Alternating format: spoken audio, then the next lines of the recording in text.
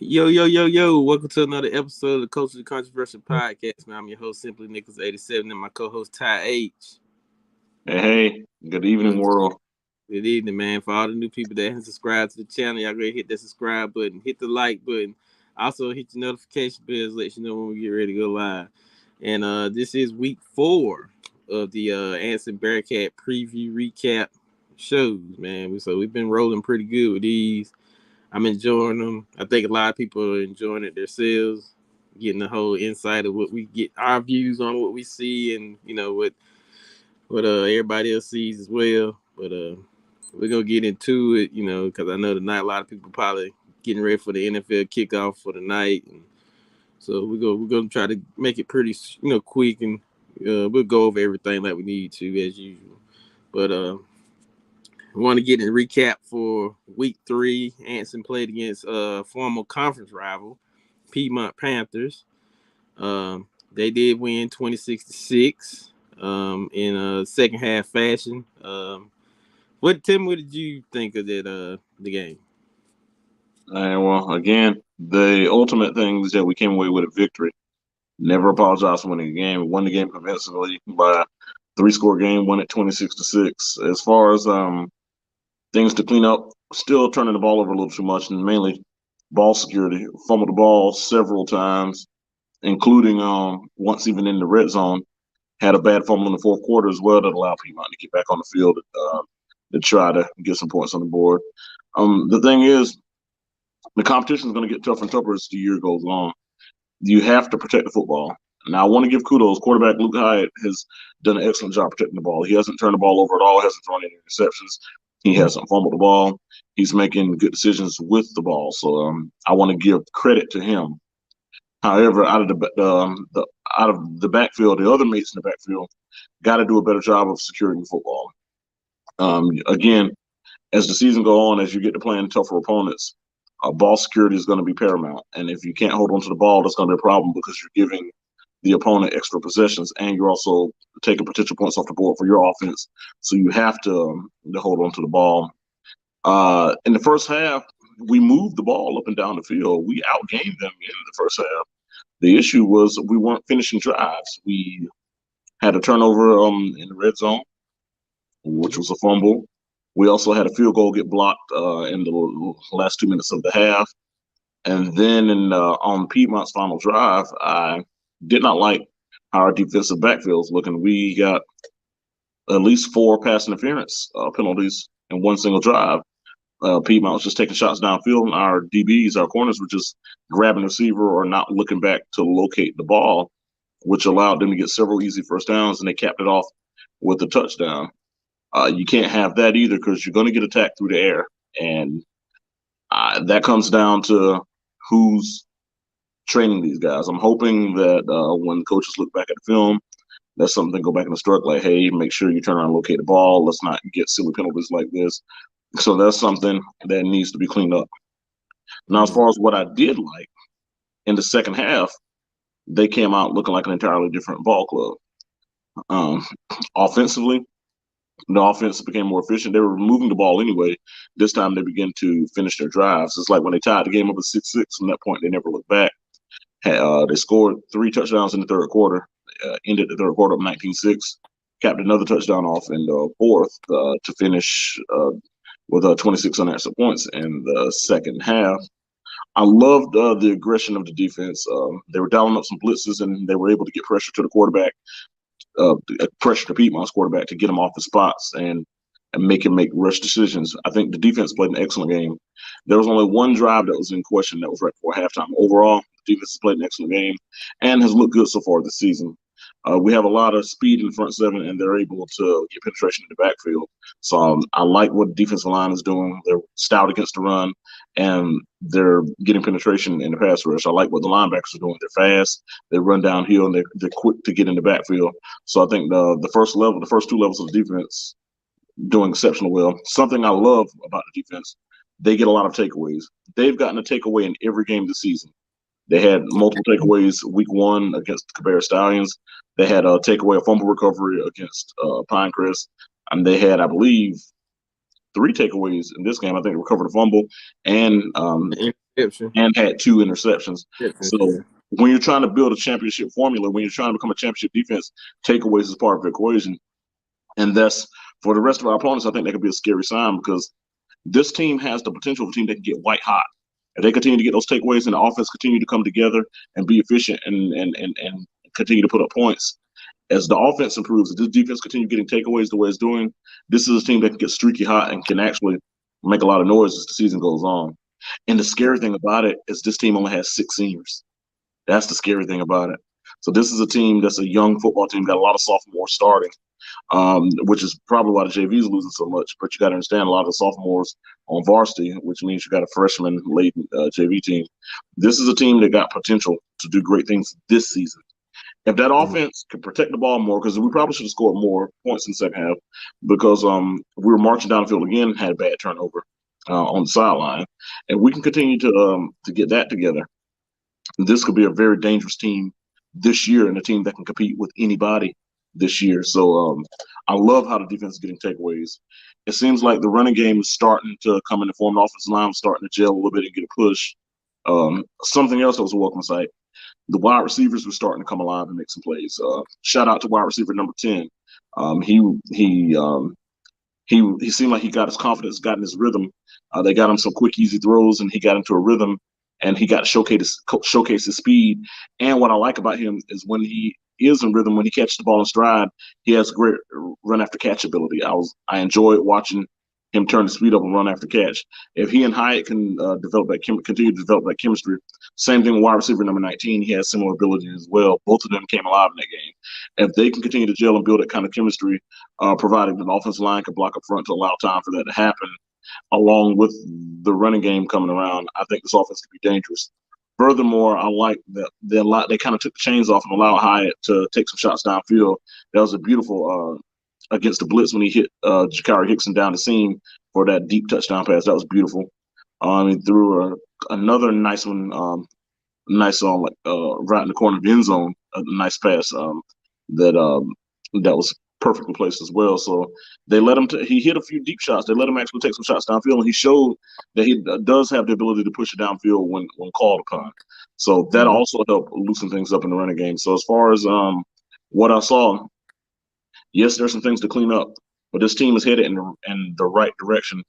And one thing that I want to point out more than anything, I see a lot of maturity in these guys. I remember last year or a time before, if they would have gone down at halftime like that after allowing a touchdown right before halftime, they'd have been dejected and it would have carried over to the second half. However, this team said no. This team came out in the second half, fired up, and took over the game.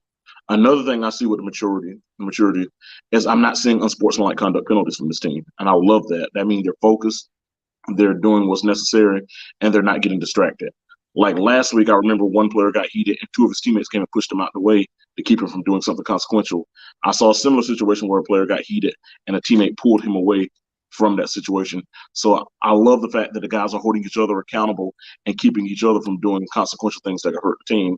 So the improved play is there, and the growth and maturity is there. And this is a young team that's showing an immense amount of maturity. And you got to give kudos to Coach Jackson. He's doing this with a limited coaching staff. And this is not a knock on the guys have. He just don't have many coaches. He only has 6 assistant coaches because 4 paid spots were taken away from him due to funding reasons is what the understanding is.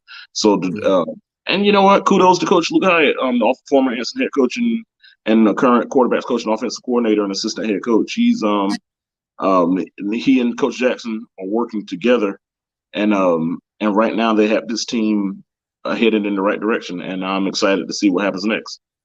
Yeah, like I said, can't get mad about a victory. A win is a win. You gotta take them any way you can get them. So that's one point of it. Did start off kind of slow in the first half. Did move the ball, but like I said, the turnovers got to clean up. Still non-conference right now. You can fix that.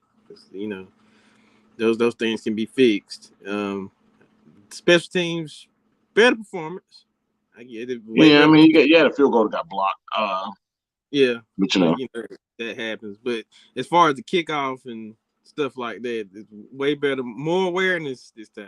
Yeah, they were cleaner in kickoff and punt coverage, much cleaner.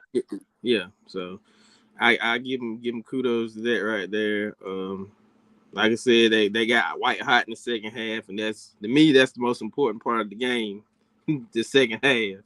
Yeah, Like the first half you can go in make adjustments and fix things that need to be fixed, and they did that. So like I said, it was still kind of like a stalemate ball game up until the end of the second quarter, basically. So you come out in the second half, you didn't get dejected. You came out and you started firing off on all cylinders. You scored 26 unanswered in 2 quarters. Hey, that's a victory. That's improvement. That's a big improvement. Yeah. And another point, this is a team that's a higher classification. This also lets you know that that's not an excuse. Piedmont's a 4A program. We're a 2A program. That lets you know that it has nothing to do with the ability of the players. It's more of how many people do you have in the school to choose from.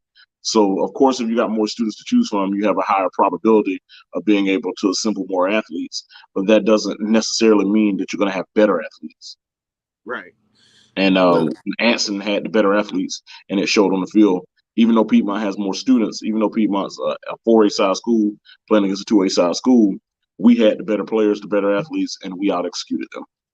Yep, absolutely, definitely. Like I said, they got the points that they needed to win. I did call 20. I think I said 28 to 14, maybe 7. You said 21 to 14, which is might have been 21 to 14. I said 27 to nothing at first, and I changed it to 21 to 7. So you was at the ballpark. So this week Anson has Almar. They play Almar in the past. They were never conference foes, but So. Nah, I remember. Well, a lot of those years they were like 1A and we were 3A or 4A. Right. But when we were playing them, we were 3A and they were 1A. Now, granted, Albemarle has a great tradition and used to be a powerhouse, but they've fallen on hard times lately. Like we've fallen on hard times. But to be clear, I'm never going to disrespect Albemarle program and try to make little of them because they have banners. Yeah, there are multiple banners that hang from that stadium. The legendary Coach Jack Gaster, God rest his soul, won 3 championships with him. I think Coach Morris won 2 other championships with him as well. So there's pedigree with Albemarle. The program is nowhere close to what it used to be, but you can never forget history, and I'm not going to belittle the Albemarle program because I know of the tradition they have. Now, coming into this matchup against us, this is one of those games where you have to come in and just take care of business. I think we have the better team, top to bottom. I think we have more depth. I think we probably have more size. Mm-hmm. This is a game where you need to put it away in the first half. This is no knock on Coach Richard Davis. I respect Coach Richard Davis. He's the former defense coordinator at Anson High School. He's still, to me, a Bearcat. So, after Albemarle plays Anson, I wish them well. I hope they win the rest of their games after they play Anson because I want to see him do well. However, in this particular game, this is a game where Anson needs to put the pedal on the gas and squeeze the blood out of the turnip, and need to do so immediately. I think we outclass Albemarle in all phases of the game. However, this is going to be a test of your maturity. Are you going to come out lackadaisical, sleepwalking, turning the ball over? Because think about it, don't ever get so cute where you think you can't be beat.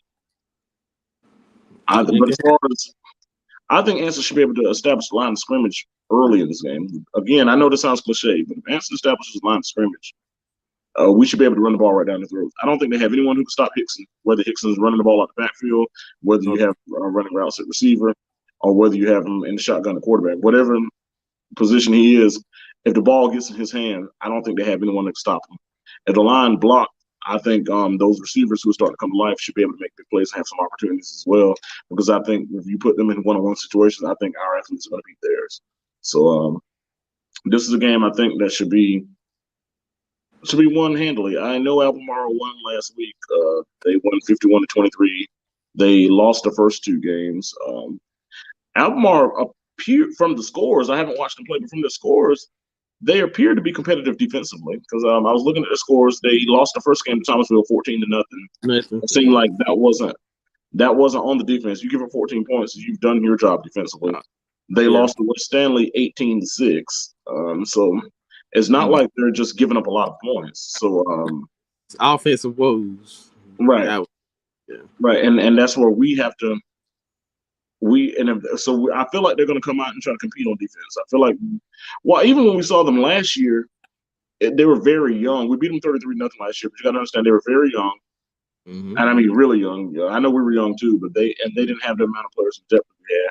But they had some nice athletes. I saw some rangy, some decent size and rangy guys, especially at the skill position. I know they had some backs and receivers who looked the part. They had the raw athleticism, and they probably were just with continued coaching and improvement, probably improved.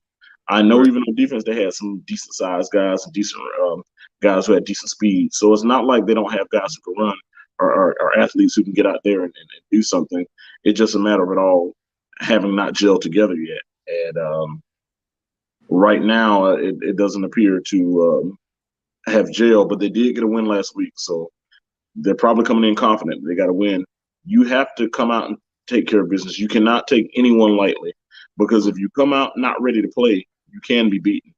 We have not accomplished enough to come out not ready to play. But I think if we come out focused, protect the football, establish a line of scrimmage, we should be able to run the ball right down their throats. We should be also able to set them up, set them up in the passing game. We should be able to get some one-on-one situations and get big plays. I definitely think if we have the defense to shut them out, I don't even think we're going to give up a score. This is a game. I think we should win this game somewhere along the lines of 41-0. Okay. Well, I say this. Well, speaking on Almar's behalf on this one, like you said, they didn't give up. They ain't gave up a lot of points. So defensively, you can't take them lightly. You still got to come out and you got to battle through the trenches. So, those teams that they played, I'm not gonna say they were pushover teams, but nevertheless, you still got to play the game. You got to play. Yeah. But like you said, on defense, we should definitely. This is what I want to see. I want to see that defense score. This is it. Yeah. You get the turnovers now, make points out of them. That's when you know you're in the championship contention, or you got the credentials of being a championship team. Scoring on defense is just more important. Non-offensive touchdowns. Yeah. That's what Alabama's notorious for non-offensive touchdowns. Yeah. So you get that defense score, this ball game be over in a hurry. That's how an avalanche on them. Yeah. So, like I said, you got a good defensive mind coach over there at Almar. Trust me, I know he knows his stuff. So don't think he's familiar with our coaching staff and familiar with what they do philosophically. You got to realize he worked under Coach Jackson and he worked under Coach Hyatt. So he's familiar with both of them. He's familiar with what they want to do philosophically. He's familiar with even how they look at football and how they approach the game. So ultimately, the players are going to decide who wins or loses the game. That's understood. However, as coaching still matters when it comes to awareness, intelligence, and putting players in the best position to be successful. So, and one thing about Coach Richard Davis, no one will ever question his intellect. He's one of the most cerebral, intellectual people you'll ever come across. Not just in football, but just in general overall intellect. He's a brilliant mind. He taught me in 12th grade. Brilliant mathematical mind, brilliant analytical mind, a brilliant cerebral mind. So Coach Davis is going to coach those guys up. He's going to have them in position to succeed. It's just a matter of whether our guys out-execute their guys. And I feel like we have a little too much for them.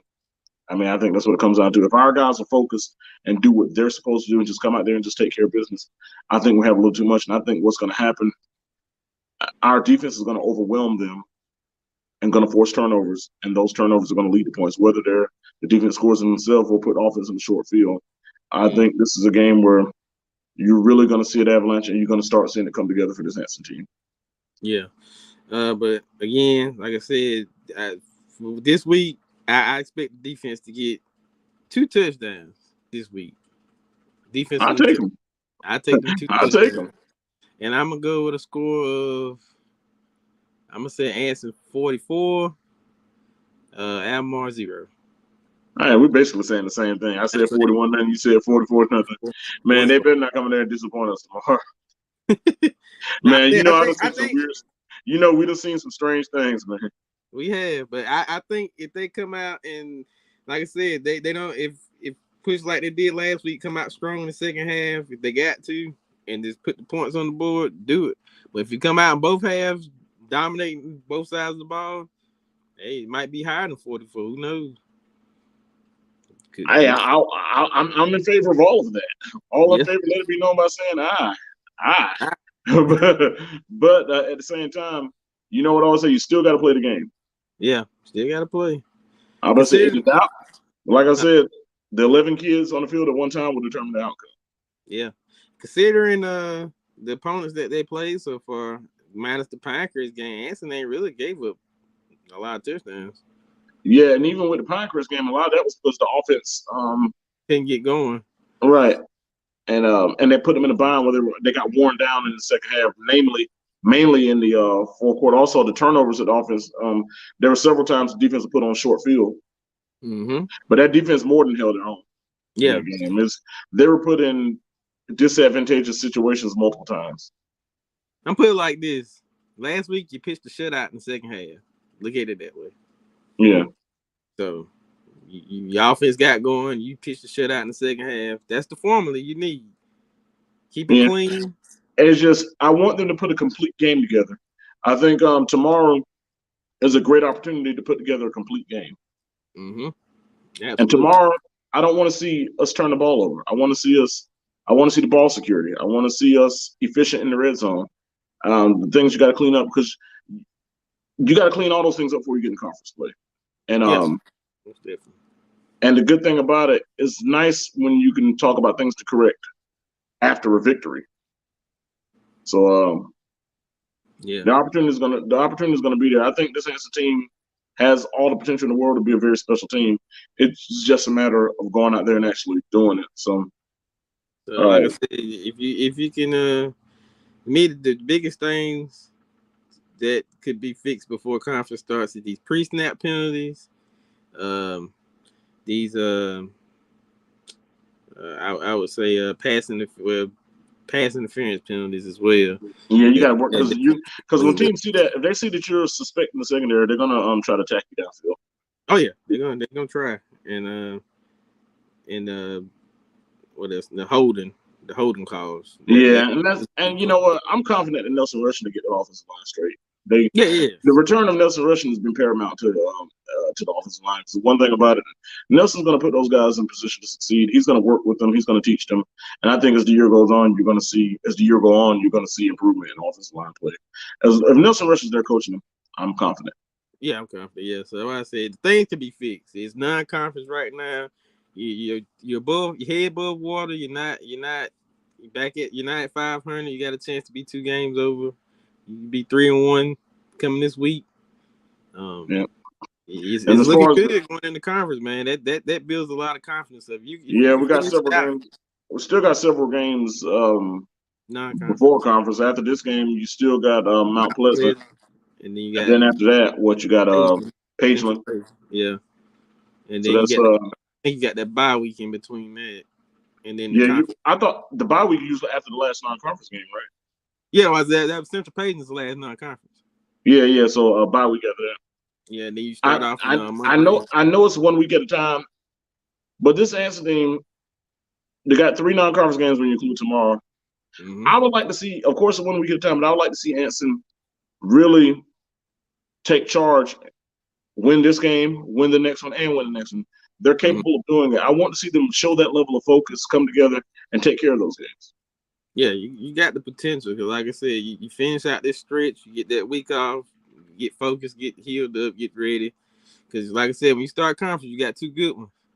And you got pushing over this year. So, well, we know you got a good one in Monroe. Monroe, yeah. Monroe is a team that Coach Sowell's teams are always very good, well coached, disciplined, and lots of times they don't even have a lot of depth. They have a lot of guys playing both ways, but they have great stamina. great conditioning. So Coach Shaw was a winner. Anytime you got a man who's won a state championship in football and basketball as the head coach, and he coached both teams, still coached both teams, and have won a state championship with each. You got a head coach who's won state championships in more than one sport while coaching the other one. Yeah, that's remarkable. That lets you know this man is just a brilliant sports mind.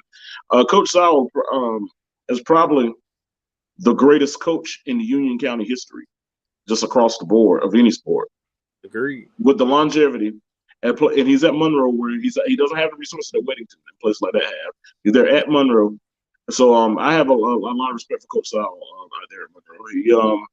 He's a proven winner no matter what sport he's coaching. He probably should be the Union County AD, but I think he's so loyal to Monroe to where he's happy there.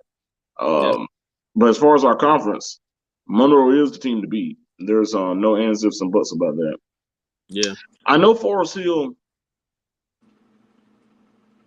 I know Coach Jackson ain't gonna like if I do this, but I know Forest Hill's putting up good numbers. Shout out Jake Thomas, man, former Anson Bearcat center and former offensive line coach with Anson High School, current athletic director at Forest Hills. Shout out Jake Thomas. Shout out Jared Gatewood as well, assistant principal at Forest Hills. Guy I have immense respect for, former Richmond Raider player. His father was from Anson County. His father graduated from Bowman Senior High School, so shout out to assistant principal Jared Gatewood as well. Forest Hill, they're putting up good numbers. They got a quarterback who transferred from Providence. They scored 52 points. So they beat Union Academy 52-7. Yeah. The week before, they beat Red Springs a lot to a little bit. And then they beat Piedmont 27-7. So we got one common opponent. That's Piedmont. Forest Hill and Piedmont played first game of the season. Piedmont led Forest Hill 7-0 at halftime. It did. Piedmont led Anson County 6-0 at halftime. Forest Hill went on to beat Piedmont 27-7. Anson went on to beat Piedmont 26-6.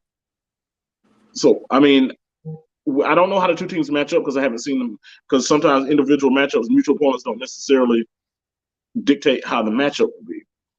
But I don't want to jump the gun and act like Forest Hill so far is this unbeatable squad. Oh no, I'm not saying they're unbeatable, but you know. Yeah, and I don't think Forest Hill is at the level of Monroe. And I know they got that quarterback that's throwing it all over the yard and he's setting records. But I think it's safe to say that he hasn't seen a pass rush either. No, he hasn't. That's definitely safe to say. I mean, I'm not being funny, but you playing Union Academy is just like playing Central Academy of Technology and Arts. Yeah. Red Springs is a really bad football team, too. Yeah. Now, granted, we played the Cabarrus Stallions, so I'm going to be fair about it. So, I mean, but I can assure you, we got some guys who can fly to that ball. I can tell you one thing, and I don't mind who anyone hearing this. He ain't throwing 5 touchdowns against Anson County. No, not this year. And I ain't gonna lie, I wish we could just skip to that week.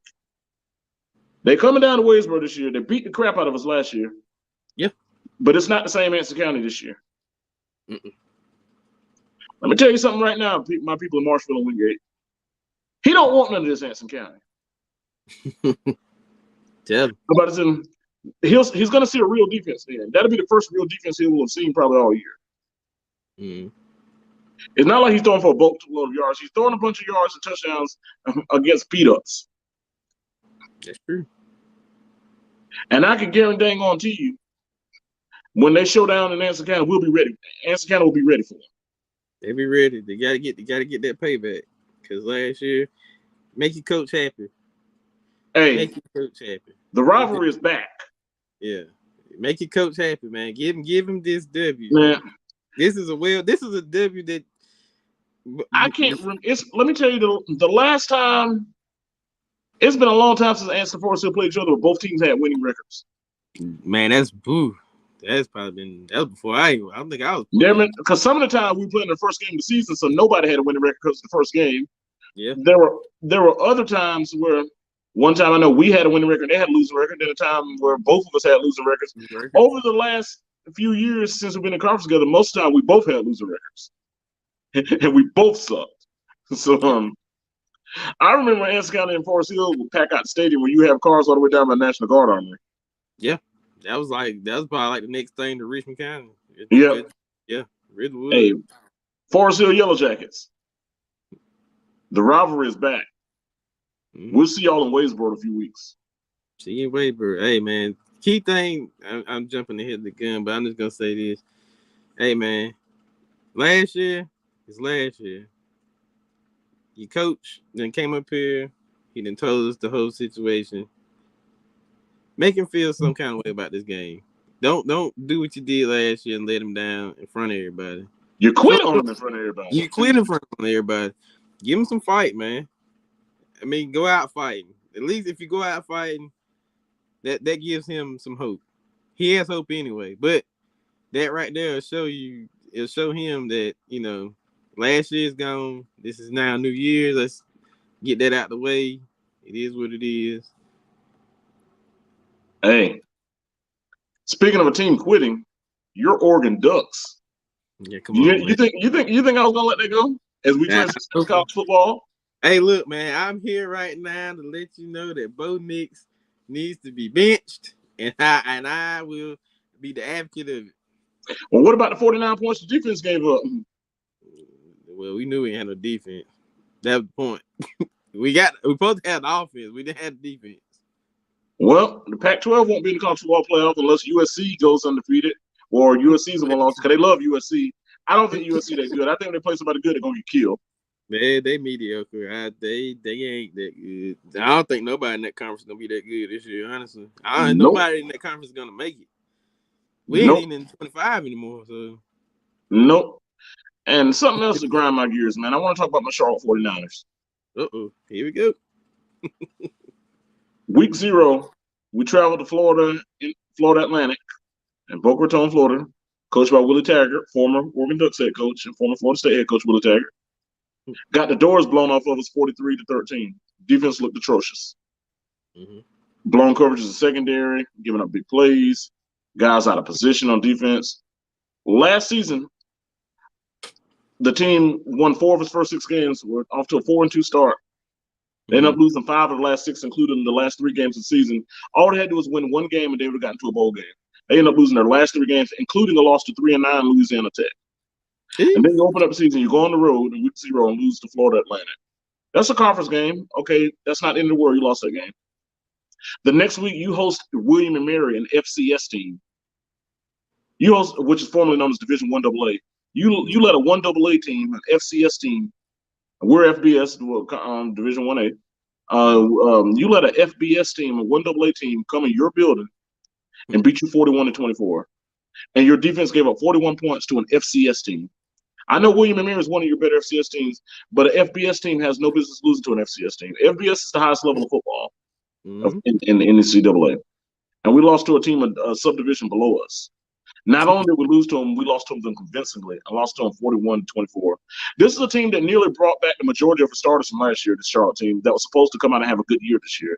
This team that missed a bowl bid by 1 game after collapsing the second half of the season, after getting off to a good start, even had a win over a Power 5 opponent at Duke, and had a very close loss to another Power 5 opponent in Illinois.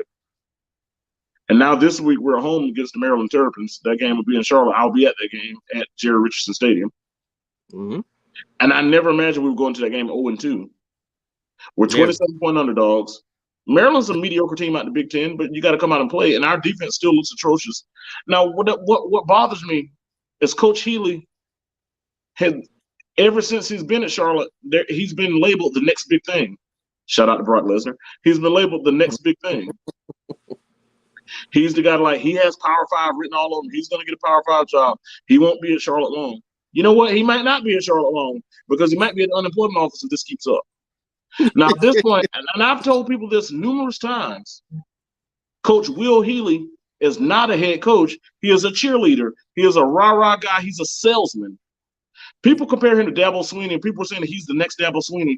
He's a guy, he says all the right things. He does all this rah-rah hoopla, the stuff with club lip, but the results are not there on the field.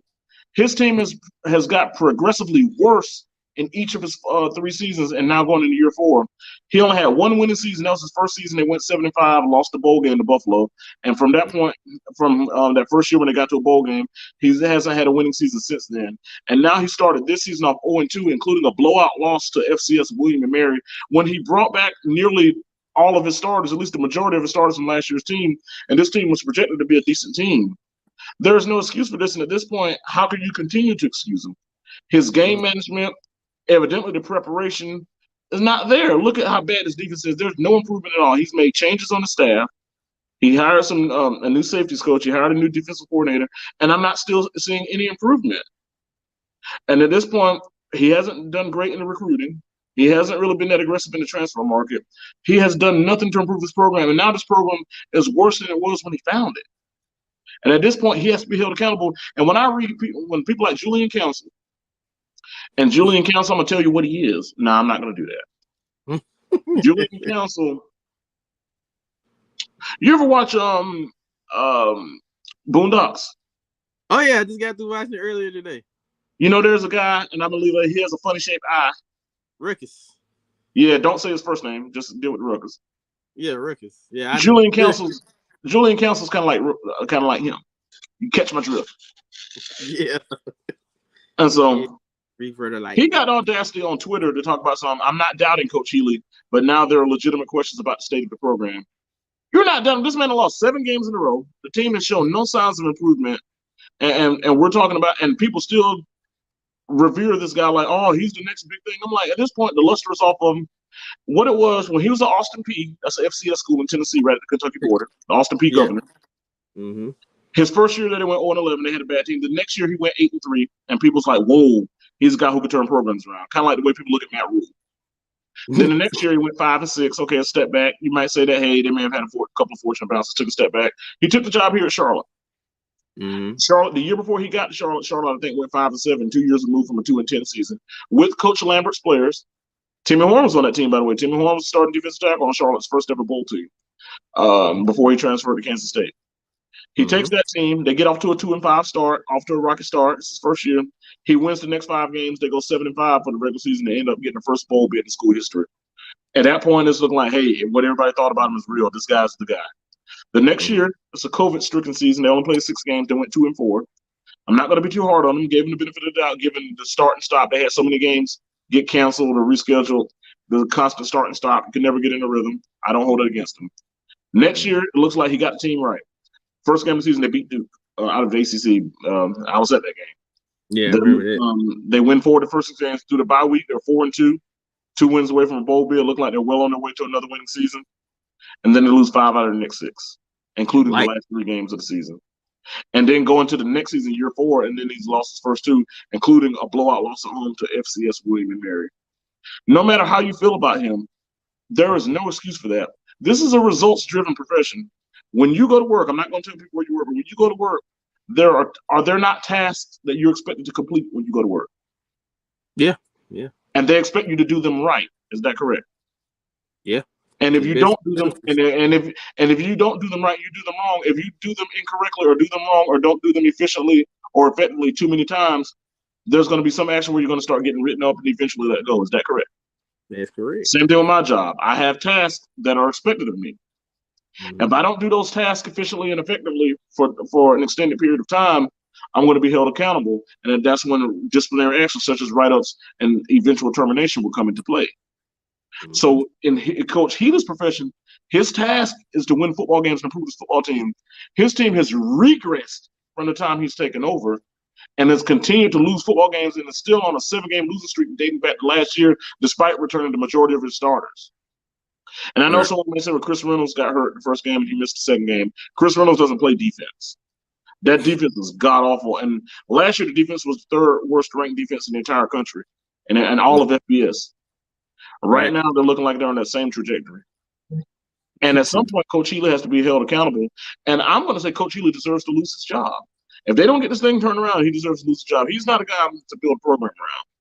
I would love for them to hire a guy like Pep Hamilton, former West Charlotte quarterback, former Indianapolis Colts offensive coordinator, former University of Michigan offensive coordinator, former University of Maryland offensive coordinator, former Stanford Cardinal offensive coordinator, and former head coach of some XFL or USFL or one of them other FL teams as well. Pep Hamilton has been around for a while and a great offensive mind. And I would love him to get his first head coaching shot, and it would be wonderful for it to happen right in his hometown in Charlotte. So, but at this point, I see no way that Coach Healy lasts past this year. Even if Charlotte beats Maryland on Saturday, because anything can happen, you still got to play the games. Our backs are against the wall. There's really no pressure because nobody expects us to win the game anyway, so they can kind of let it loose. And Maryland's not a juggernaut; they're just okay. They're like Maryland's like a 6-6, 7-5 type team. They're not like a team that's going to be in the college football playoff anywhere close to it. Their team might be playing in the Dollar General Bowl. I'm being funny, but yeah, I guess. But you give them. They might play. Hey, who knows? They might play in the New Era Pinstripe Bowl. Yeah, or might play in the Fenway Bowl, or the USAA First Responders Bowl. Yeah, or no, that's not USAA. But anyway, or the whatever USAA Military Bowl against Navy or something like that, or against Army or whoever. That's the type of team that Maryland is. This is a team that if Charlotte actually decided to play it, if they had a competent coach, they might win. But Coach Will Healy is incompetent. He's an incompetent head football coach. He played quarterback at the University of Richmond. I mean, he was on the team. He didn't have a lot of coach experience. I think he did some GA work. And then he got the job at Austin Peay. He talks well. He's a great speaker. He says all the right things. There's a lot of sizzle there, but you never see a steak. And at this point, we got a guy who's just a salesman, and it's time to move on from him. Yep. I'm very disappointed in him. I don't even know what more can I say about him. I want to say this because it's been on my mind all week. I don't know what y'all thinking out here on Facebook. I've been seeing all y'all posting in the group. We're back. Florida State is back. No, you're not. You got lucky. Man, let me tell you about that game. You got lucky. That's all I want to say. I mean, well, they were leading the whole game, but Mike Norvell, what I saw and at the end of the game was so reminiscent of an Anson County type game. I'm talking about in the last 10 years or so. You're up 24-17. You're right on the doorstep of the end zone. All you got to do is, even if you don't get a touchdown, a field goal, 27-17, the game is still over. Yep. But in this case, just get across the end zone. You're up 31-17. You're going to pitch the ball backwards. The dude's gonna. Well, we kind of lost Parkwood like that. We pitched the ball backwards late like that. I'm like, when you're that close to the end zone and you're trying to win a game, and you're a team that has a propensity to be a turnover-prone team, don't get cute. Just hand the ball off. That's all you gotta do. Even if the quarterback or if you got to run a quarterback draw or whatever, just hand the ball off and make sure the ball is secured and get in the end zone. And even if you don't get in the end zone, make sure you secure the football, send your kicker right there, and get the 2-score lead. They're gonna get cute, try to pitch the ball backwards. This dude gonna drop the ball.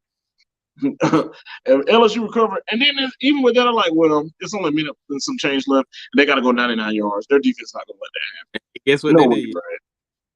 They let them SOBs march 99 yards, score a touchdown. Hey, but they blocked the extra point. No, Florida State is not back, but I think they're better. I think they're better than they probably were last year. But, oh yeah, they're way better. But that right there gonna show you a lot. That second half, they were up going into the fourth quarter. I don't think they hadn't even had a touchdown yet, if I ain't mistaken. If they did, I think they can win. You know what? I'm gonna make a prediction. I think Florida State is gonna have a winning season. I think they're gonna go 7-5, and I think they're gonna play in the Tony the Tiger Sun Bowl. I got 6-6. I got them playing in the Tony the Tiger Sun Bowl against USC, because that's ACC versus Pac-12. I think USC is going to underachieve and fall down to the Tony the Tiger Sun Bowl, and then you're going to have a matchup of two traditional powerhouses that are falling off. Florida State, mark this in January 1st, New Year's Day, Florida State versus USC, and I'm talking about Southern California, not them bums in Columbia.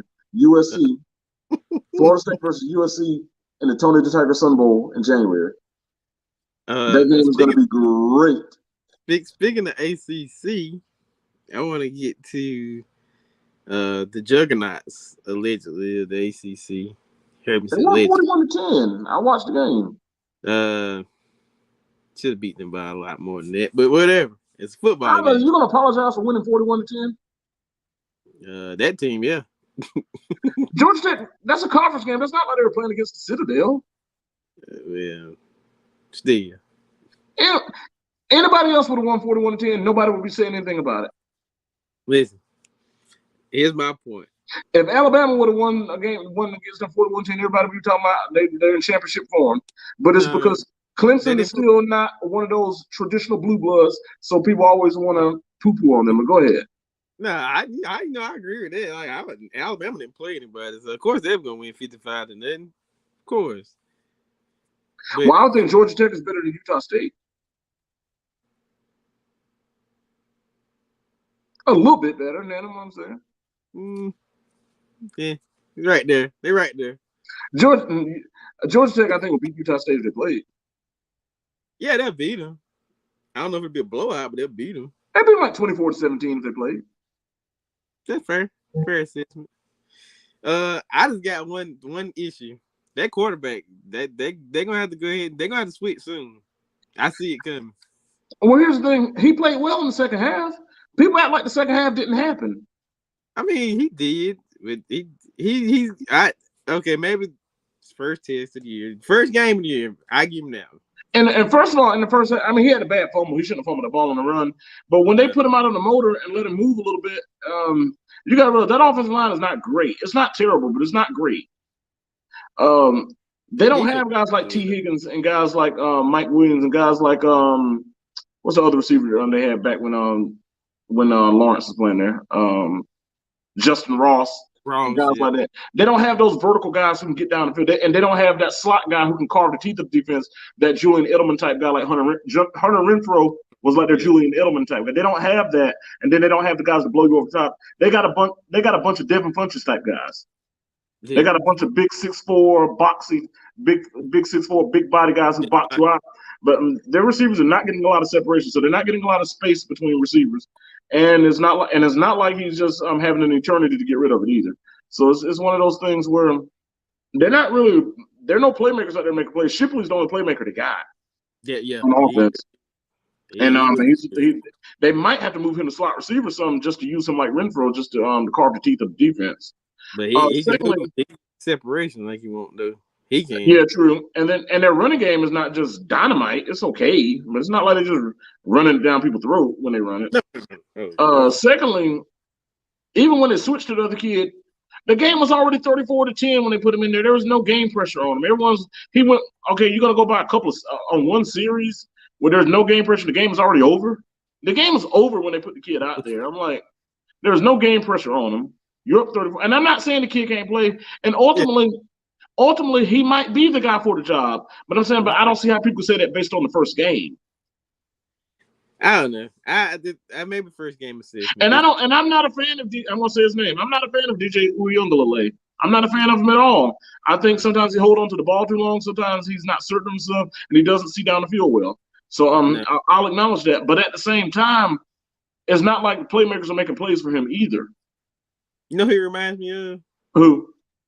Low-key, Taj Boyd. Taj Boyd is better than that, dude. Well, I mean, as far as like the size, I'm not gonna say. Yeah, I'm like Taj Boyd. Yeah. Taj Boyd wasn't as tall though. He's bulky like Taj Boyd was an all ACC quarterback, man. I give him that. No, I ain't saying. I'm just saying like his body, not his gameplay. And Taj Boyd did get drafted. I think Taj Boyd was ACC Player of the Year, and he did get drafted in the 6th round of the NFL. He didn't stay in the league, but he did get drafted. I'm like, yeah, this guy here would never play. This guy would never play a down in the NFL. Well, yeah, he probably won't. I don't know if Logan Thomas got drafted. I mean, to me, he reminds me kind of like a Logan Thomas. If Mitchell Trubisky got drafted, he has a chance. Mitchell wasn't bad. Mitchell better than Uyunglele. If Daniel Jones got drafted, he has a chance. You know, I don't want to go there. You know what I'm about to say. But I'm just saying. I don't want to go there. I mean, we should never go there. Mine is that skill set. There's one reason that Daniel Jones was the first round draft. I know. You know, there's only one reason. Daniel Jones wasn't even worthy of being drafted at all in any round. Daniel Jones was an undrafted. He did nothing with me. And then he was hurt the majority of the time he was there. And then when he played, they didn't hardly win any games, and he didn't perform that well. Nah, he didn't. Daniel Jones was drafted the way he was drafted. I'll leave it alone, but you know why. Yeah, I got you. Yeah, most definitely. Yeah. Yeah, so DJ Uiagalelei would never play a down in the National Football League. He would never go to a training camp in the National Football League. I think he'll make a training camp, but he ain't gonna make it. He ain't gonna make no 53-man roster. No. Practice squad, maybe. And he's too slow to turn into a tight end. Yeah, I wouldn't put him at tight end. No, so I'm not saying that he's the guy. I'm not saying that. What I'm saying is don't anoint a dude based on a series that he came in when the game was already 30-40-10. And also still give DJ Uiagalelei credit for turning around and playing very well in the second half. I put it like this. If you win a game 41-10, it's hard to bench a guy when he just won 41-10. I know 34 of them came under him. That's still a dominant win. I know they were sluggish in the first half, but in the second half, they blew them away. And you won a game 41-10. They dropped down on spot in the rankings too. No one should have to apologize for winning a game 41-10. Well, it may not be pretty, but not every game is going to be pretty. You know why they dropped a spot in the rankings. Wow. You got to put Ohio's favorite son up there in the top 4. You know, State? Yeah, you know they got to get their shine. They won, but they beat Notre Dame. Yeah, they beat Notre Dame. Notre Dame then dropped 2-3 spots, maybe. Yeah. NC State dropped from 13 to 18. East Carolina's kicker should be walking around with a bag over his head. I watched that game.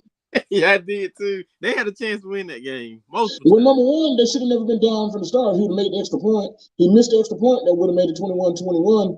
That made it 21-20. But then he got another shot at it. Then they missed a 31-yarder after the shot at redemption. I'm like, good snap, good hold, everything. East Carolina would have been ranked this week. East Carolina would have been ranked this week, and that would have put them in position to even contend for a New Year's Six bowl game. Yeah. And speaking of East Carolina, Charlotte 49ers will be in a conference with them next year. Thing is, we already scheduled them for a non-conference game next year. I don't know if they're going to make that a conference game or they're going to play twice. So they're going to play the non-conference game and then play the conference game. It would make sense just to turn that game into a conference game, but it wasn't originally scheduled as such. So it would not shock me. I wonder if they're going to cancel that particular game and play another one and then play later on as a conference game, or will they play twice, play that non-conference game and then play a conference game? That I don't know. They might do like you said, cancel and then move it down. Because that non-conference game is here in Charlotte. What they could do is play the non-conference game in Charlotte and then turn around and play a conference game later in the year in Greenville. Yeah, possible. Yeah. So I mean, I don't know, but that hasn't been explained what they're going to do yet. But East Carolina had an opportunity to get themselves. They could have, if they would have won that game, they could have put themselves in position like to be this year's Cincinnati. They're in the same conference with them anyway. I know Cincinnati's going to leave after this year, but right now they're in the same conference. Or like Houston, who was a few years ago, but with Cincinnati getting to the college football playoff, at least a New Year's Six game, playing in the Orange Bowl or something like that. But they blew it. They definitely blew it, but you know. Tar Heels and Appalachian, both of those defenses be walking around with bags over their head. I was getting ready to say. And that up man on that onside kick. I heard there are a couple of things I want to.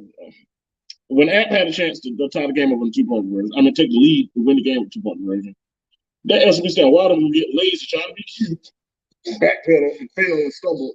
I'm like, and no people. Would you think that you could be that lackadaisical? When did you think you earned the right to be that lackadaisical? And look, no people. That was not a basketball game. That was definitely a football game. Yep. And secondly, the game is all they got. North Carolina recovered the onside kick. All they got to do is get on the ground. The game is over. Kneel the ball down. This dumb SOB doesn't realize it's a 1-point game.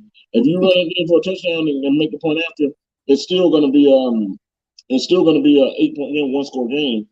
Appalachian scores with like 48 seconds left and got another crack at it. And this time, North Carolina's defense made a play.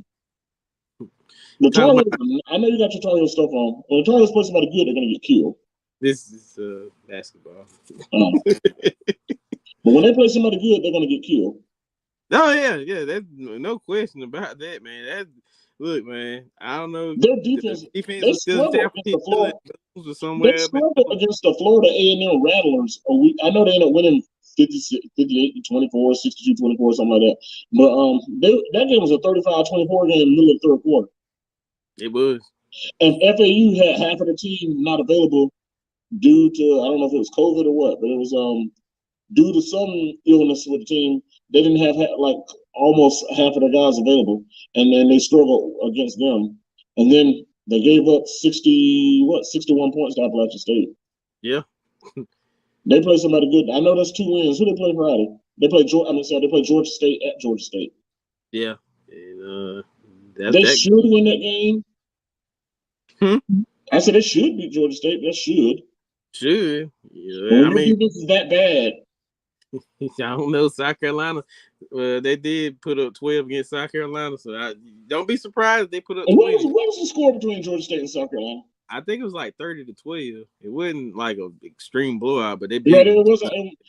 Charlotte 49ers play South Carolina in 2 weeks, so that interests me as well. Yeah, that's gonna be a tricky one. That could actually be a possible win for Charlotte if they come and play.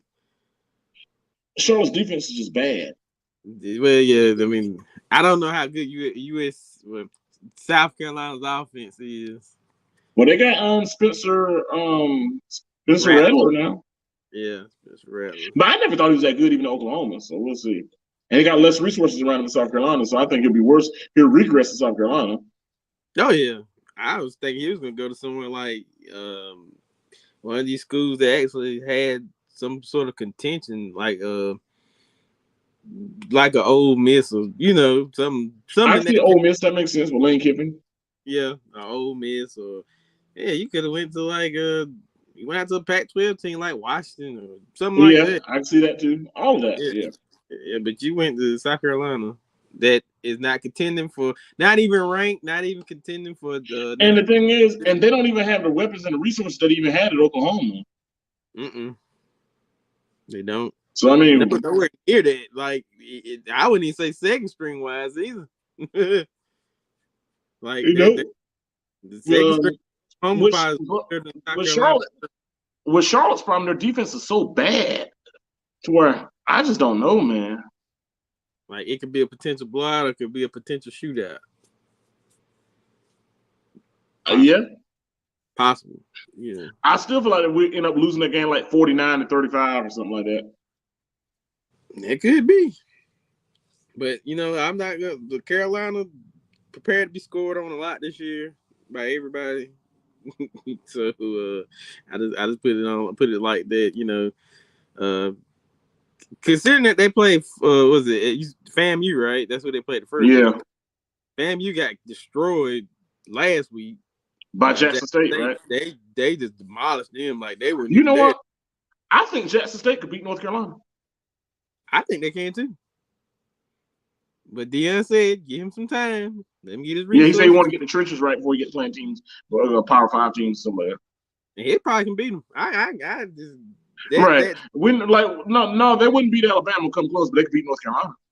They can be a lot of these teams that like South Carolina, North Carolina. I go as far as say a Virginia team. Yeah, Virginia and Virginia Tech. Yeah. Yeah. And I think they could beat Maryland. Yeah. If Charlotte beat Maryland on Saturday, they'll let you know all you need to know.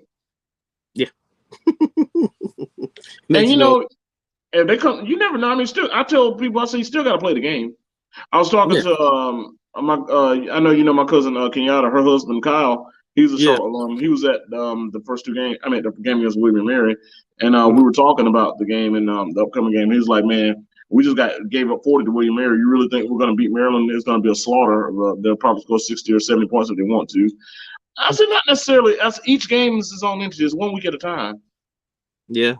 It's depending if you take last week into this week. That's the thing. If you bring right, and then a team like Maryland, they beat Buffalo 31-0. That's not a lot of points against a team like Buffalo. Buffalo, the University of Buffalo. Buffalo, yeah. That's not a powerhouse. No. So it's not like Maryland's looking like an offensive juggernaut. They don't have Tua Tagovailoa. They got the other Tagovailoa. Brother, the younger. Yeah, he plays quarterback in Maryland. Okay. That's the game. And if Maryland come in there sleepwalking, think like, oh, this team sucked, they just lost to William and Mary. Sometimes you can get caught napping, and the Charlotte team should be fired up. They just got embarrassed. Everybody's talking about how bad they are. Terribly. Sometimes you catch a team when they feel like their back is against the wall, and then you come in there sleepwalking. A team like that, a team like Charlotte can sneak up and beat them. So I mean, let's go out there, let's compete and see what happens. Yeah, that's all you can do. You go out there, compete, give it all you got.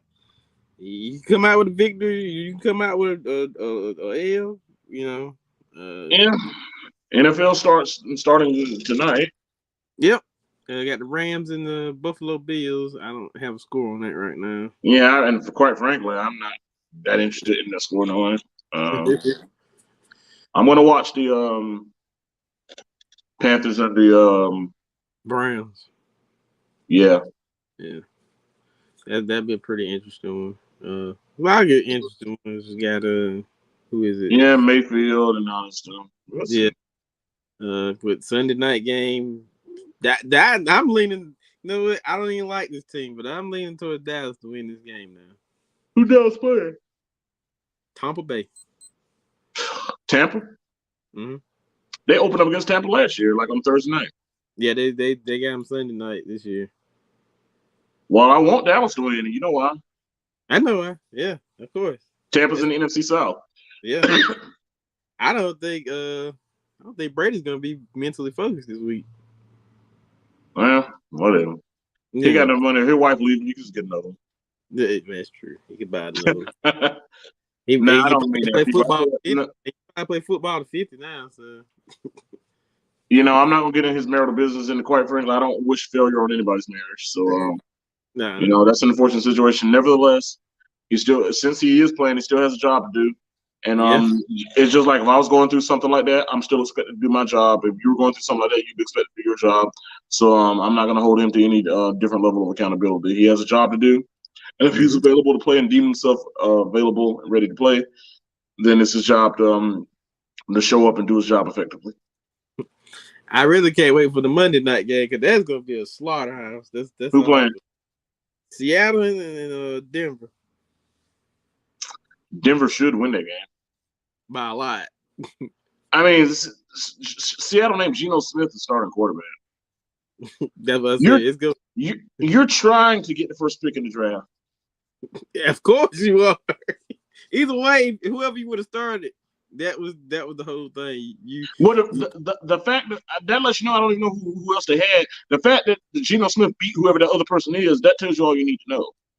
Yeah. Yeah, and I like Geno when he was at West Virginia, when he and Stedman Bailey and Tavon Austin and played together at West Virginia under Coach Dana Holgorsen. I liked him then. I thought he was going to be a good NFL quarterback, but boy, was I wrong. And first of all, Seattle don't have an offensive line. They didn't have a line last year. That's why Russell got hurt so much last year and they missed the playoffs. They don't have an offensive line. The defense not nearly as good as it used to be. The Legion of Boom been gone. Yeah, they got separated and dismantled. Yeah, so at this point, I don't think none of them in the NFL no more. Well, Brandon Brown is in prison. Well, I know that he's in prison. And did Tampa Bay sign Sherman back? I don't think they did. Okay. What about Byron Maxwell? Did he play anywhere? He stole money from the Dolphins or Philadelphia, wherever he signed it. Earl Thomas ain't playing. Nah, and didn't he get some stuff too? Yeah, with his old lady. Yeah, that's what I thought. You know, Cam Chancellor had to retire early because of the neck injury. So that whole secondary is pretty much. And yeah, then like guys like Michael Bennett on the defense line. Michael Bennett still playing? Yeah, I think he's done quietly retired. And only one that's playing that was on that defense, Bobby Wagner. That's it. Yeah, Bruce Irvin. Didn't Bruce Irvin go back to Seattle last year? He did, but I don't think he stayed that long. He wasn't there. You know, we had him in Carolina. We had him in Carolina 1 year, Bruce Irvin. That could have been a potential good player. I don't know if he had injuries or he just didn't want to be there. Or... He was okay when he played Carolina. He was all right. Like he didn't blow the doors off. But no, he wasn't a liability. He wasn't the reason that we lost. He just that things just didn't work out. But it wasn't necessarily his fault. It was just he's one guy. He wasn't the one that was messing up. Yeah. You still there? Yeah, I'm still. Yeah. That's switch. And the other guy they had, KJ Wright. Where is he? KJ Wright. Last time I think I want to say he was in Denver. Yeah. Hey, what's up, Mr. HN? Don't even know who it is, but thank you for showing me the love and spelling my name right too. HNIC. Shout out to HNIC. But who's and yes, they don't even hardly have anybody from those teams now. Same thing with offense. They don't have even on the offense. They don't have Jermaine Kearse and Doug Baldwin and guys like that. They've got Metcalf. That's it, but I feel bad for him because you already know he ain't finna have. Well, he's not gonna put up great numbers this year. No, not this year. And Lockett still there. No, Lockett left. I think Lockett left too. Yeah, that Seattle team. I'm gonna say, first of all, I think Pete Carroll probably gonna retire after this year or step down or whatever. Probably so, more than likely. Do you think he retires for good, or do you think he go back to college football? I think he retires for good. I think he sees that the pool is not what it was when he jumped into the scene. I think it's changing, but it's not what he's accommodated to. Like dominating and just right out destroying teams like they did in Man, if Chip Kelly gets fired, I can see Pete Carroll going to UCLA. I don't know. Well, you know what? That could be possible because. And what happened? And if that man at Oregon get fired after 1 year, I see Chip Kelly going back to Oregon. I love that. Yeah, I mean, he should have never left in the first place. Nah, I think the money was coming that way, and he hauled ship. I think he thought at first was when most of those guys that some of those guys stayed a lot longer when he was there. I think he just hauled ship because he didn't know what the pool was gonna be those next couple years. But actually, it turned out pretty good. And then they got to the national championship game with Helfrich, but Helfrich wasn't any good. He just had Chip Kelly's players, man. That's it. And the offense tempo slowed down too. If you look at it, yeah. And so Helfrich ended up his last year going 3-9, and nobody's hired Mark Helfrich since then. Nope. Like the production that Chip Kelly had, that team was basically the evolution of that hurry up offense. That was it was. He's an innovator. Mm-hmm. Because if you ever watch Oregon games with Chip Kelly, those teams never huddled. They always after the play. Man, I remember that when they had Jeremiah Masoli and LeGarrette Blunt and LaMichael James and all the guys, man. And we go to LeGarrette's last year, kind of he missed things, but we ain't gonna get in that, bro. He turned it around though. Yeah, they brought him back on team before the season was over too. They lost. They lost the first game of the season to Boise State up there at Boise, and then in the game he got into it with a dude and he punched him. It was funny because it was caught live on camera when they were doing the post game interview.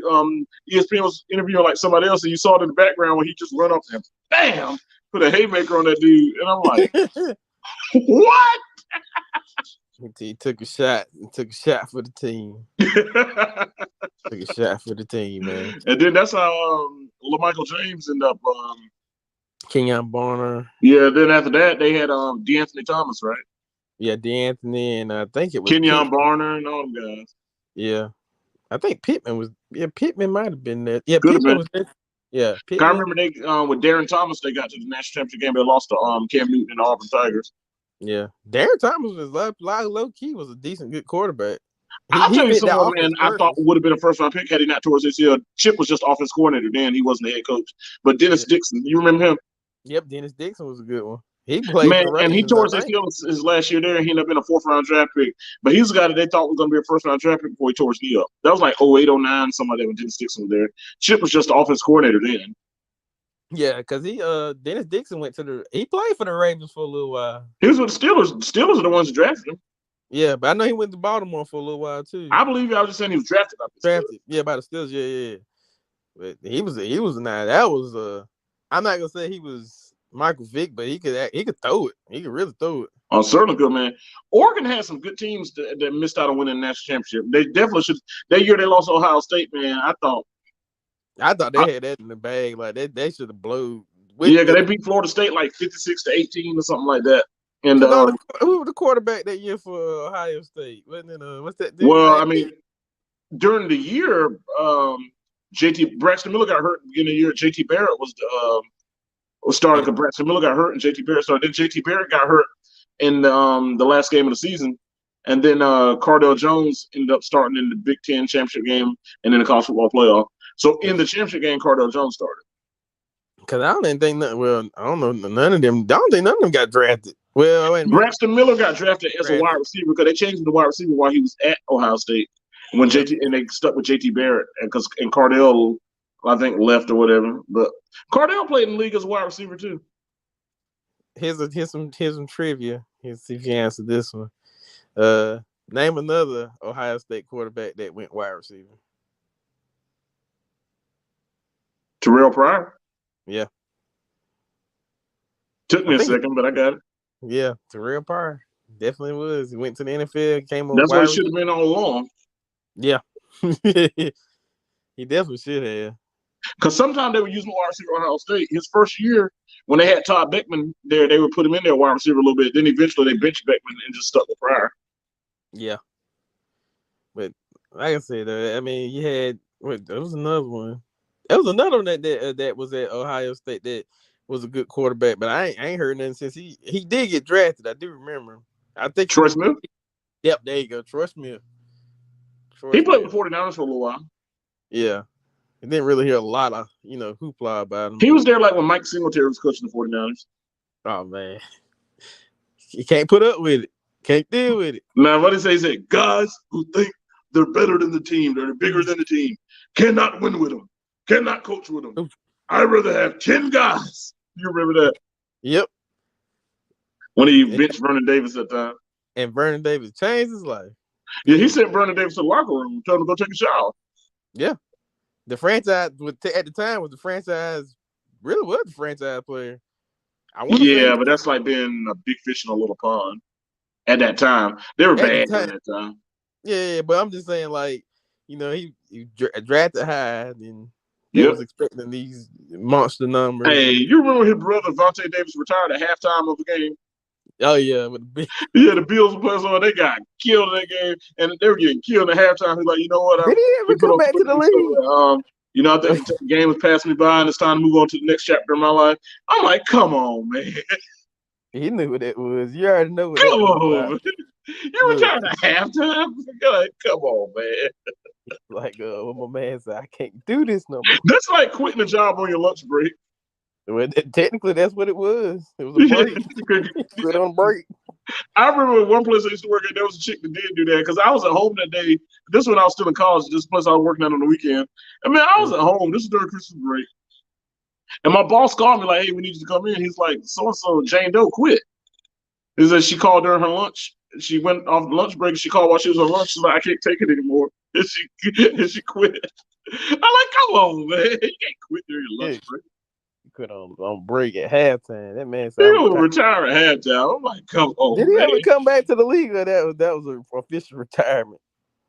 I ain't heard no more from him since then. He left a good team. He should have stayed. I mean, that next year they actually had winning years after he left. Yeah, and I think that particular year, they went like 9-7 or something like that. Yeah, they wasn't like bad off. They were on the upcome, and every year since they've been. But you got to realize he'd already been in the league a little while. You got to realize you played the game. I'm just a physical game, man. You do that stuff professionally for that many years, that banging and that wearing and tearing on your body, man. He may have just got to the point where he just had enough. He probably already was contemplating retirement before the season started, but was going to try to grind it out one more year. And then once the season got started the way it did, he was just like, man, screw this. Yeah, it's possible. That is possible. And he probably looked at his money. It's like, you know what? I talked to my financial advisor. My money's straight. I'm good. Like, F this. At least he didn't go out like Antonio Brown. He just left. Antonio Brown, that dude doing jumping jacks and stuff. He, Right? he was excited to get. He was excited to quit. You remember that meme that said, "If this job was a person"? That was him. Yeah, we were like, man, F this job. Like He F this quit job. right. If He this quit job right was a during person. production. He stopped at the production line. He just said, "Bump, I'm going home. Getting off Yeah, a little." or just like when you work at a call center and you see that light red and there's a bunch of calls in the queue, you're like, man, screw this. I'm going home. I'm not doing day. And he started his rap career. Yeah, yeah. You're like, Yeah. bump this. You know what? Let me take my Yeah. Hey, I don't know how to do it now since you got me in charge of things tonight. This hit camera. I don't see it. Oh, I see it now. Yeah, See, it's a little different from how it used to be. Oh man, yeah. we both got the same logo, but it's all good. Oh, hold on. You switch it. I ain't worried about all that, man. I just want to match you. Oh, okay. Well, whatever. It's two of us here. Yeah. It's like that Spider-Man meme. Yep. Who's the real You know what Spider-Man? I'm talking about? That actually came to real. Well, if you've seen the movie, it actually happened. So that was a real thing. Yeah, man. They're one and the same. But yeah, I mean, as far as college quarterbacks, Oregon had some good ones. Ohio State had some good ones. I'm trying to think of another college that I'm never gonna say Alabama had. They never had any good quarterbacks. That was all skill. AJ McCarron was okay. Yeah, I give him that. He was okay. He had some good receivers. He had a good running back. Yeah, I'm not saying that he was like the man, like he was that dude, but he wasn't bad. No, he wasn't like. You got to give him credit. I remember that game against LSU, man. They were down like 17-7 or something like that.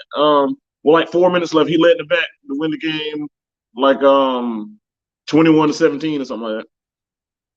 On the road, down by 2 scores late in the game. I can tell you college that I feel like didn't have a great quarterback. I never known a quarterback to get drafted from this college. Maybe one did, and that's Miami. Back in the day, they've had like Bernie Kosar and Jeez. That's crazy. Out of all that tradition they had with great players, I just can't think of a bunch of great Miami quarterbacks either. Yeah, that's what I'm saying. Like everywhere else on the board, it was great, but the quarterback position was the one that was like. Okay, we got Bernie Kosar. Is there another one that we can think of that even had a decent NFL career? I don't think what's his name even went to the NFL. What was the one in 2001? Ken Dorsey. He played in the league as backup. Okay. Offense coordinator for the Buffalo Bills, Ken Dorsey, and former quarterbacks coach for the Carolina Panthers, Ken Dorsey. Ken Dorsey played with the Cleveland Browns. Well, and played with the 49ers. Well, you know. But I mean, he won't no making any hay or nothing, bro. No. That's what I'm saying. Like I like notable quarterbacks. So, you know, like how can I put it? Like,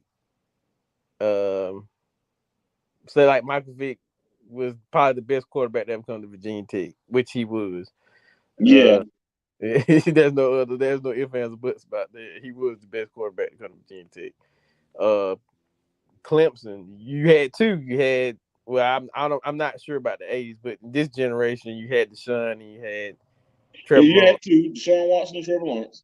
Yeah, and that's what I'm saying. Like I'm just trying to figure if they had a quarterback of that caliber that got to the NFL. Now I'd never known one that. Speaking of, let's go back to your Tar Heels. I'm gonna ask you a trivia question. Mm-hmm. Who was the first North Carolina Tar Heels quarterback to ever start in an NFL game? First ever, like in the history of ever? Yeah, forever. It's got to either be Trubisky. Nah, it's TJ Yates with the Texans. He was the first ever Tar Heels quarterback to ever start an NFL game. That's right, TJ Yates. I don't know why I thought he went to NC State. Nope. Russell Wilson did. Yeah, Russell Wilson. Yeah. That's why he says from a whole pack of Badgers. He went from a wolf pack to a pack. Man, and he graduated from North Carolina State. That's what his degree is from. He just played 1 year as a graduate. Well, he had redshirted his first year at NC State, so he had 1 year of eligibility left. So he played the 4th year of eligibility at Wisconsin. Yeah. Played with Monty Ball and some of the guys. Yep, Man, that team would have probably won the Big Ten if it wasn't for that one game they lost to Michigan State. They went 10-2. They still played in the Big Ten championship game, but they lost on a Hail Mary to Michigan State. Kirk Cousins hit a Hail Mary and then actually connected, and Michigan State beat them by like a point. Not Cousin Kurt. They were good in Michigan State. Yeah. My thing was to watch the Redskins. I feel like I don't know. I'm not gonna say that because he's still in the NFL. I feel like they didn't. I never thought he was all that great. I thought Kirk Cousins put up a lot of numbers when the game was over. He's a fantasy football quarterback. Yep, he gets your number. You need those 300 yards. Guess what? Kurt's gonna get them for you. Might not win. You need to win a game. I can't promise you that. But he will get you some fantasy points. I did not take him this year in our draft. Sweet fantasy baby. But definitely, I don't think Washington knew what they were doing when they drafted both of them at the same time. Well, Coach Shanahan, I don't want to go there. I don't want to go there. Coach Mike Shanahan has the type quarterback that he prefers. And there's certain quarterbacks that he just never have anything good to say about.